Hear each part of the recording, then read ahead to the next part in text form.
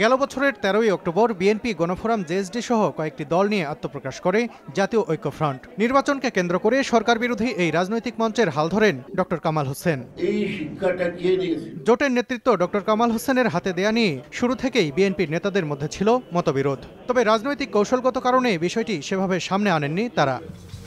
একাদশ জাতীয় সংসদ নির্বাচনে ভরাডুবির পর নড়েচড়ে বসেছেন বিএনপি নেতাদের কেউ কেউ। দলের নীতি নির্ধারণী পর্যায়ের এই নেতার মতে ডক্টর কামাল হোসেনকে নেতা বানিয়ে ভুল করেছে বিএনপি। জনগণের সাথে কোনো সম্পর্ক নাই, ভোটের রাজনীতি কখনো করেননি। তারা এখন বাংলাদেশের ভবিষ্যৎ নিয়ন্তা রূপে কথাবার্তা বলছেন। বিএনপির মতো বড় দল যে তাদের দ্বারস্থ হয়েছে, এটিকেই আমি সঠিক হয়েছে বলে মনে করি না।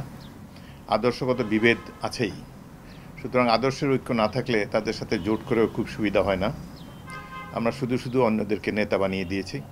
আমাদের বিএনপি দলে অনেক সিনিয়র যোগ্য ক্যাপাবল নেতা আছেন, তাদেরকে নিয়ে আমরা এগিয়ে যেতে পারতাম।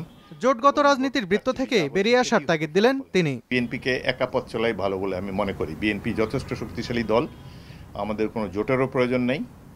শুধু শুধু নামগোত্রহীন, জনসমর্থনহীন, জনগণের সমর্থন বর্জিত লোকজনকে পাদপ্রদীপের আলোয় আনার কোনো প্রয়োজন নাই। বিএনপি নিজেই এখন এগিয়ে চলা উচিত। আমাদেরও ভুলভ্রান্তি থাকতে পারে, সেটি নিয়ে আত্মসমালোচনা করে জনগণকে সাথে নিয়ে জনগণকে ঐক্যবদ্ধ করে আমাদের এগুতে হবে। ডক্টর কামাল হোসেন ও জোট নিয়ে এমন মন্তব্যের জবাব দেওয়ার সময় এখনো আসেনি বলে মনে করেন গণফোরামের এই নেতা। আমি ওই বিতর্কে এখন যাব না।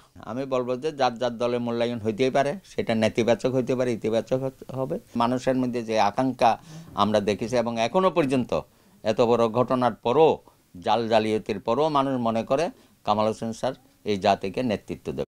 আলোচনা সমালোচনা যাই হোক, বৃহত্তর স্বার্থে ঐক্যফ্রন্টের ঐক্য টিকিয়ে রাখার ব্যাপারে আশাবাদী এই নেতা। এই ঐক্যের পরিধি আরো বাড়াতে হবে। সালাউদ্দিন সুমন, সময় সংবাদ, ঢাকা।